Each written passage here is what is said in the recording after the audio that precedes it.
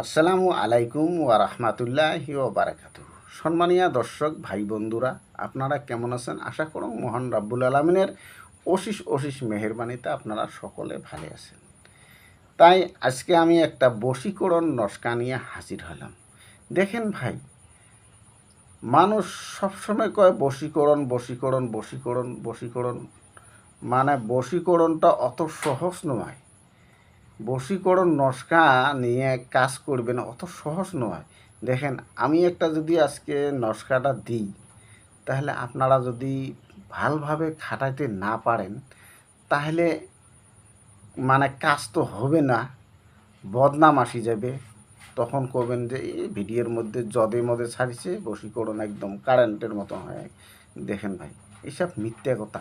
বশীকরণটা যদি আপনারা করবে চান, তাহলে আমার মানে আমার এইখানে মানে সব ইসলামিক, সব কোরআন দিয়ে সব কিছু, মানে অন্য পদ্ধতি নাই। বশীকরণটা কোরআনের যদি বশীকরণ করতে চান, তাহলে আপনার মুখে পাক সাপ রাখা লাগবে, হালাল হারাম বাসি খাওয়া লাগবে, তারপরে বশীকরণ করেন, আমল করা লাগবে। আমল করলে যে কোনো একটা নস্কা যদি আপনারা আমলত থাকি, যদি আপনারা নস্কাটা লেখেন, তাহলে ১০০-র ভিতরে ১০০ই কাজ দিবে।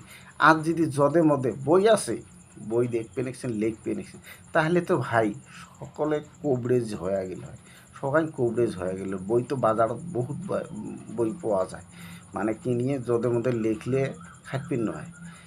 বশীকরণটা হল আমল করা লাগবে, ওই নস্কাটাকে জিন্দা করা লাগবে। ওই নস্কাটার আমল আছে, ওই নস্কাটা জিন্দা করিয়ে তারপরে সেনে ওই নস্কাটা যদি আপনারা খাটান, তাহলে আল্লাহ রহম করলে ১০০-র ভিতরে ১০০ই খাটবে।